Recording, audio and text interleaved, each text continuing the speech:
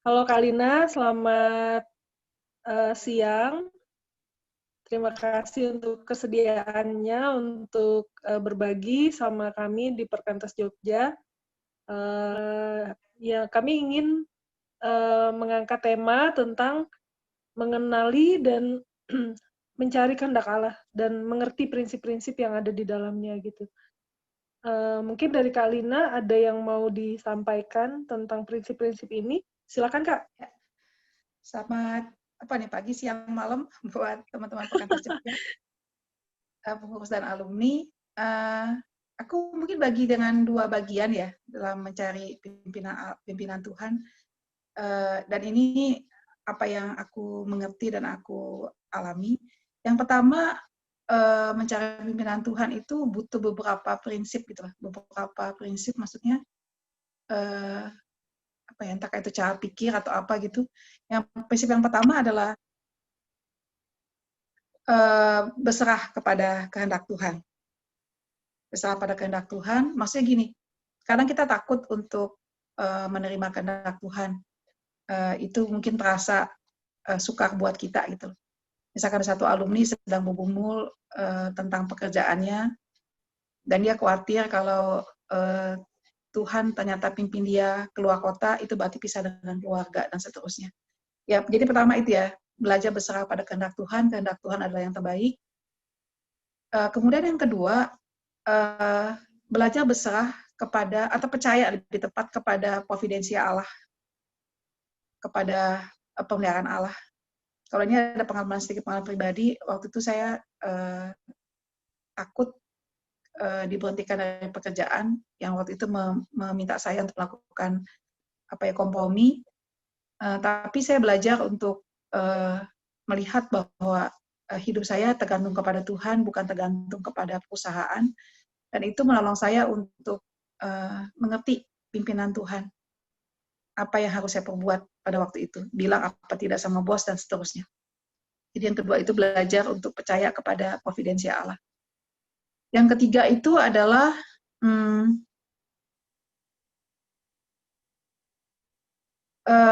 pimpinan Tuhan itu ada yang sifatnya jangka panjang, ada yang sifatnya jangka pendek.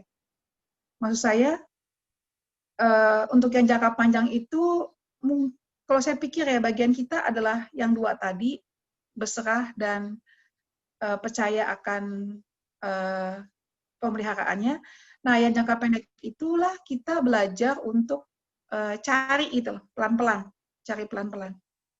Kemarin di dalam satu pembinaan staf dan pengurus PAK ditegaskan bahwa alumni 1-10 tahun itu masih cari konfirmasi gitu loh.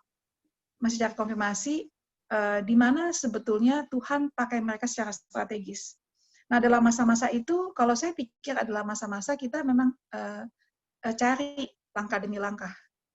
Cari langkah demi langkah. Nah, pertanyaannya, cari langkah demi langkah itu bagaimana? Disinilah saya masuk kepada prinsip yang bagian yang kedua. Kalau tadi bicara soal kerangka ya, berserah, percaya kepada pimpinan Allah, dan Tuhan punya rencana buat kita jangka panjang, dan disitulah kita berserah dan percaya. Nah, kemudian kita cari langkah demi langkah. Nah, cari langkah demi langkah, kalau saya lihat sih yang paling mendasar itu kepekaan kita sama pimpinan Tuhan. Dalam hal ini, masuk kepada yang sangat mendasar, hubungan pribadi dengan Tuhan. Ada banyak nasihat mungkin dari teman-teman, ada banyak nasihat dari orang tua, ada banyak pertimbangan, tapi di dalam hati yang peka kepada Tuhan, kita tahu gitu loh, Tuhan tuntun ke kiri apa ke kanan. Seperti itu. Ada saatnya pilihannya adalah berhenti, ada saatnya pilihannya adalah lanjut, ada saat pilihannya adalah ke kiri, ada saatnya pilihannya ke kanan. Nah, tapi untuk sampai kepada keputusan satu-satu itu tidak ada yang bisa menggantikan kecuali hati kita, gitu. Hati kita yang peka kepada pimpinan Tuhan. Ya kira-kira gitu, Fon. Iya. Kak, boleh dieksplor lagi nggak, Kak, tentang kepekaan terhadap pimpinan Tuhan lewat mungkin HPDT atau saat teduh gitu? itu kan tidak mudah ya, Kak. Kira-kira Kakak ada saran atau ada masukan buat kita gitu untuk mengenali atau lebih peka terhadap hal itu gitu? Saya ambil pengalaman saya dulu ya, ketika Iya. mikirin jadi staff atau tidak, waktu diajak jadi staff, saya masih ingat tuh selama kurang lebih 3 bulan saya journaling tuh. Saya journaling, saya buat jurnal, setiap pikiran yang terlintas saya catat, baik itu yang mendukung, baik itu yang tidak mendukung. Saya catat, seperti itu. Kemudian kalau teman-teman ingat atau pernah dengar pembinaan tentang vocation, calling itu yang ada 3 bagian, confidential calling, talent calling, dan hard calling. Walaupun waktu itu belum dengar ya, belum pernah dengar, waktu itu belum ada pembinaan seperti itu pada waktu tahun 90-an awal itu. Tapi saya masih ingat sebenarnya yang saya buat dalam journaling itu adalah saya bertanya itu tuh, sebenarnya talenta saya di mana Tuhan? Dan ternyata saya menemukan saya lebih concern pelayanan firman Tuhan dan doa daripada ngitung-ngitung bangunan. Saya teknik sipil dulu asalnya. Saya waktu itu kerja di kantor konsultan, ya saya ngitung nggak ada masalah, tapi jujur aja saya nggak sekuat teman saya waktu itu. Kalau bicara talent ya, teman saya sangat pintar gitu, hitungnya cepat banget. Walaupun saya juga ngitung cukup cepat. Gitu. Yang kedua kan bicara soal hard calling, jujur aja hati saya di pelayanan ternyata, bukannya di pekerjaan kantor. Saya termasuk yang tipe kalau jam 5 tenggo gitu. Ya kerjaan pokoknya selesai lah sesuai dengan permintaan bos. Yang ketiga, kalau dipikir ya memang passion ya, hard calling itu passion, talent, confidential calling. Dan saya lihat ya selama saya pelayanan mahasiswa dan studi waktu itu studi S1 itu saya banyak mengenal Tuhan sebetulnya lebih dalam pelayanan. Dalam pelayanan saya mengalami Tuhan Maha Kuasa, Tuhan Maha Kaya, Tuhan penuntun dan sebagainya. Jadi itu journaling tiap hari atau tiap malam itu kita buatlah itu. Kita doakan, kita post and pondering lah kalau zaman sekarang bilangnya ya. Post and pondering, kita berhenti, kita pikirkan, kita renungkan, kita doakan. Itu. Ya, kalau soal keputusan misalnya sulit, misalnya keputusan yang tidak mudah yang harus diambil, Kak Lina biasanya gimana, Kak? Prosesnya, Kakak, menggumulkan hal itu?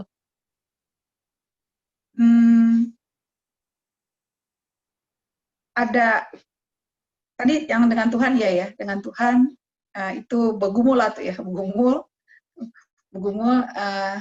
lalu udah gitu entah bagaimana ya, kalau kita benar-benar bertanya, saat itu bicara ya, saat itu bicara, dan akhirnya kita tahu makin ke kiri atau makin ke kanan. Yang kedua, saya juga nanya sama kakak-kakak, sama teman waktu itu, saya masih ingat saya nanya Kak Jun, dan Kak Jun kemudian tegasin tentang prinsip bahwa semua panggilan itu mulia, panggilan menjadi hamba Tuhan tidak lebih mulia daripada panggilan jadi engineer. Itu clear udah, seperti itu. Lalu kalau misalkan ada keputusan yang sulit, ini agak berkaitan dengan lanjut apa nggak jadi staff nih ya. Jadi waktu itu, mungkin nanti prinsipnya bisa dikenakan untuk yang lain ya. Saya waktu itu ketika saya udah terima jadi staff, pelayanan saya yang pertama itu di KKRJ, bawain KKRPA. Dan saya masa gagal. Nah lalu malam itu saya bergumul, Tuhan sebenarnya saya tepat nggak sih jadi staff? Ini tepat saya atau bukan? Gitu. Lalu udah gitu saya bingung gitu loh. Saya bingung kalau saya gagal begini, saya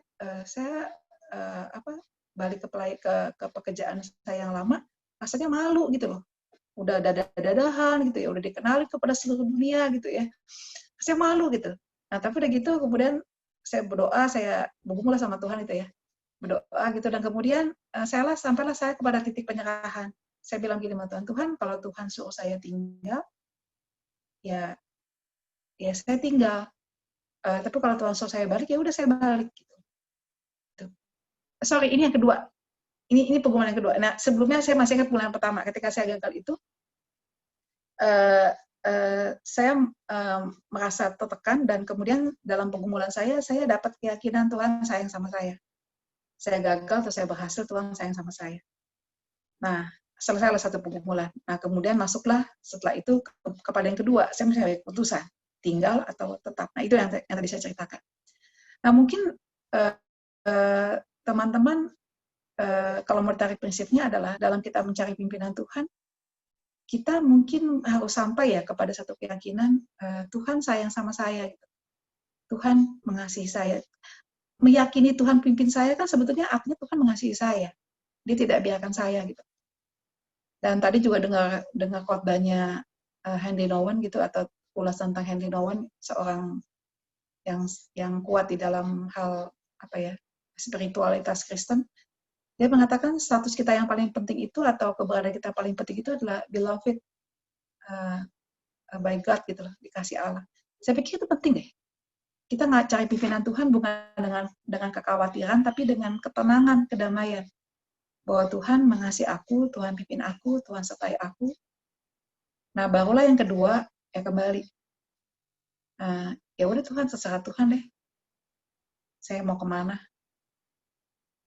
Gitu. Iya, oke Kak. Thank you Kak untuk sharingnya. Apa namanya? Kalau kemarin kan aku juga ini ya diskusi sama Gardin ya, salah satunya yang aku interview tentang ini, karena kita juga pengen ada yang generasi muda yang di bidang di dunia kerja ya, gimana mereka gitu. Nah, di dalam beberapa diskusi itu kami menemukannya kadang ada keputusan-keputusan sulit yang harus diambil, dan itu ada juga satu Kak yang ditemukan juga gitu di buku Emotionally Healthy Leader. Dia bilang ada 3 yang kadang mempengaruhi keputusan gitu. Salah satunya kadang-kadang standar kesuksesan kita, dia bilang gitu. Standar kesuksesan kita tuh ya bisa berpengaruh kepada keputusan. Yang kedua, yang ketiga tuh dia tentang ini apa, keterbatasan ya, mengenali keterbatasan gitu. Tidak mengabaikan keterbatasan itu juga bisa membuat orang juga salah mengambil keputusan kayak gitu, atau motif mengambil keputusannya nggak tepat gitu. Nah, menurut Kakak sendiri soal ini nih, satu yang cukup penting menurutku tentang apa standar kesuksesan, menurut Kakak gimana? Aku nih suka satu kalimat yang pernah aku berikan kepada seorang alumni ketika dia mau promosi jabatan. Tapi dia promosi jabatan ya maksudnya. Waktu itu aku ingat satu artikel dari Francis Schaeffer, judulnya itu No Little People, No Little Place. Dia menegaskan jangan inginkan tempat-tempat yang tinggi. Di tempat yang tinggi itu anginnya kencang, dia bilang. Susah untuk still, untuk tenang bersama dengan Tuhan. Jadi poinnya ya kembali ya, hidup kita tujuan utamanya bukan sukses, tapi bagaimana makin dekat dengan Tuhan, makin memuliakan Dia dan seterusnya. Nah, kecuali dia bilang Tuhan paksa kita ke sana.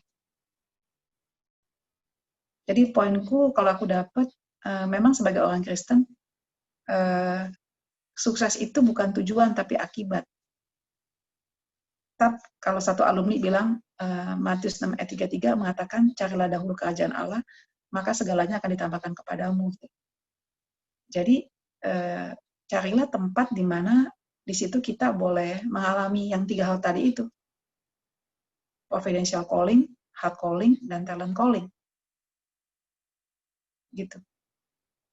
Ke situ sih kalau aku pikir ya. Iya Kak.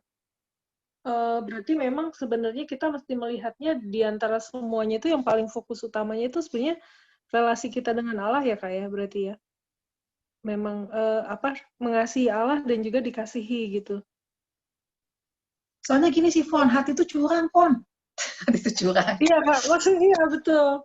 Iya, Hati itu masalah curang. banyak kan ya, masalah macam-macam ya di situ. Iya, curang tuh maksud aku bukan berarti jahat ya. Curang tuh bisa juga berarti dalam arti kabur gitu loh. Jadi kalau kita nggak fokus ke Tuhan tuh, pilihan-pilihan itu tuh banyak gitu loh. Dan gimana ya? Kita nggak fair gitu loh. nggak fair untuk milih apa yang Tuhan mau kalau kita nggak dekat sama Tuhan. Bukannya kita nggak mau loh ya. Kadang-kadang kita nggak mampu. Makanya saya salut loh. Aku jujur salut sama orang-orang yang bisa ngambil keputusan-keputusan yang sulit, yang suka. Menurut aku itu betul-betul hati tuh, hati. Common sense nggak sanggup. Common sense nggak sanggup. Iya. Cuma kadang-kadang kalau nggak melewati itu kan susah, Kak. Dalam artian, kalau kita nggak melewati keputusan itu, kadang there is no change gitu. Di situ kan, mesti mencari betul motifnya itu kan sebenarnya. Ya, sama ini kali Pon ya, apa namanya? Ini aku lagi bicara keputusan yang sulit-sulit banget ya. Walaupun setiap orang juga akan menghadapi keputusan yang sulit. Tetapi dalam hal-hal yang umum, dalam hal mencari pekerjaan misalkan, aku sih kepikir gunakan hal-hal umum sih oke sih ya. Oke, common sense tuh tentu common sense yang apa namanya yang sudah diwarnai oleh firman ya. Ke situ. Iya.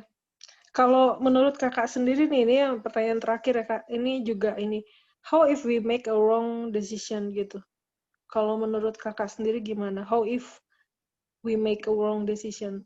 Kemarin sih waktu berdiskusi itu ada hal yang bahwa Allah itu memang mengizinkan kita untuk memilih gitu. Lalu kemudian sometimes our choice itu bisa saja choice yang wrong gitu loh. Atau bukan wrong yang sifatnya kayak dosa gitu, enggak ya kayak. Tapi kadang-kadang antara yang ini atau yang ini dua-duanya baik gitu, kemudian kita harus memilih di antara dua hal itu gitu.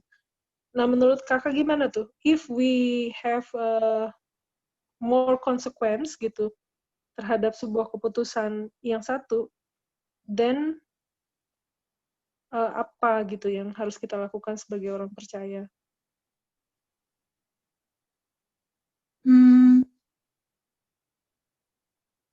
Pembelajaran kali ya. Iya, Maksudnya kalau Kakak sadar kan itu salah udah ya. lihat banyak alumni dalam berbagai proses hidupnya dengan berbagai keputusan yang mereka ambil kan Kakak kan banyak pengalaman itu. Mungkin Kakak bisa berbagi prinsip-prinsip yang penting gitu di situ. Kalau aku pikir pembelajaran kalaupun ada hal yang hilang karena salah keputusan, ya direlakan. Kalau ada konsekuensi-konsekuensi yang apa ya, yang buruk atau yang tidak menyenangkan, apa ya, masuklah kepada pengampunan, mengampuni diri sendiri juga. Keingat kalimatnya Bapak Gereja Agustinus, aku lupa ya kalimat cantiknya, tapi kira-kira begini, lihat masa lampau dalam kemurahan Allah, hidupi masa kini dalam kasih Allah, dan hadapi masa depan dengan providensi Allah. Jadi kemurahan Allah dalam arti kalau ada kesalahan keputusan dengan segala akibatnya, ya masuklah dalam pengampunan Tuhan, dalam kemurahan Tuhan. Minta kemurahan Tuhan untuk meridim itu, menembus itu gitu. Dan dalam anugerah Allah itu jadi pembelajaran buat kita. Jangan terus juga merasa bersalah gitu ya dengan keputusan yang salah. Aku suka 1 Yohanes 1 ayat yang ke-9 kalau nggak salah ya. Jadi kalau kita mengaku dosa kita, termasuk kita salah mengerti pimpinan Tuhan ya, bukan dosa moral ya. Jadi kalau kita mengaku dosa kita, maka Allah setia dan adil, dia akan mengampuni dan menyucikan. Saya suka kalau kata menyucikan. Tuhan bukan hanya mengampuni, tapi menyucikan. Dan menyucikan itu dalam ayat itu, dalam kalimat itu, dalam kata itu ada masa depan, ada kesempatan lagi. Ada kesempatan lagi. Mungkin dunia atau kita suka merasa kalau kita salah keputusan, tidak ada masa depan, tapi enggak kok, dalam Tuhan ada pengampunan dan ada masa depan. Ya, oke Kak, thank you Kak. Mungkin bisa dirangkum Kak tadi prinsip-prinsip yang penting tadi Kak dari pembicaraan kita menurut Kakak ini esensial banget buat keputusan hidup kita? Ya, yang pertama belajar berserah pada kehendak Tuhan, karena Tuhan yang punya rencana yang terbaik buat kita belajar berserah. Yang kedua, dalam kekhawatiran kita belajar akan providensi Allah, pemeliharaan Allah. Yang ketiga adalah di dalam kita mengerti langkah demi langkah akan pimpinan Tuhan, kita belajar untuk, dan dari kita mahasiswa kita ngerti lah ya, kepekaan hati itu salah satu yang sangat kuat dilatih lewat quiet time, doa. Nah, masuklah ke situ. Di dalam quiet time itulah kita akan bisa memilih dan memilah segala macam masukan, segala macam wawasan, segala macam pengertian. Tuhan sebetulnya mau yang mana gitu, langkah demi langkahnya itu. Ke kiri kah, ke kanan kah, dan seterusnya. Ya, oke. Thank you, Kak. Thank you. Mungkin kita bisa tutup dalam doa. Kak Lina mau berdoa sekaligus doain juga, Kak, ini retret kita. Juga Perkantas Jogja bisa didoakan. Kapan tuh, Pak? Kita 1 bulan, Kak, September. Jadi dia per minggu gitu. Minggu pertama opening sama Bible study mandiri. Itu minggu kedua nanti eksposisi 1. Jadi mereka bisa akses di blognya per minggu gitu. Oh, oke. Iya. Dan ada 2 kali pertemuan yang yuk kita berdoa. Online. Oke. Tuhan, terima kasih boleh berbagi akan pengalaman mencari akan pimpinan-Mu ya Tuhan dalam kehidupan kami. Berdoa Tuhan biarlah Engkau yang boleh berkati kebenaran yang daripada-Mu ya Tuhan. Itu boleh menjadi berkat bagi teman-teman Perkantas Jogja, baik pengurus maupun juga para alumni dan juga staf ya Tuhan. Dan kami juga mau berdoa untuk nanti pas pelaksanaan retret pekerja, baik yang weekly ya Tuhan, dan juga pertemuan online. Tuhan biarlah Engkau yang boleh pimpin dan tolong. Kami bersyukur ya Tuhan untuk setiap siswa, mahasiswa, alumni yang boleh bergabung di dalam persekutuan ataupun pelayanan Perkantas Jogja. Tuhan biarlah kiranya pada waktu-waktu itu Tuhan sendiri yang boleh memanggil mereka, menguduskan mereka, dan memberkati mereka ya Tuhan lewat retret pekerja ini. Dan berdoa juga untuk Pona ya Tuhan di dalam mengkoordinir segala sesuatunya. Tuhan juga terus berikan kesegaran dan kekuatan. Berdoa untuk Mas Triawan yang akan membawakan firman Tuhan. Tuhan juga boleh persiapkan dia ya Tuhan, boleh membagikan firman Tuhan dengan segar. Terima kasih Tuhan Yesus, dalam nama-Mu kami bersyukur dan kami berdoa. Amin.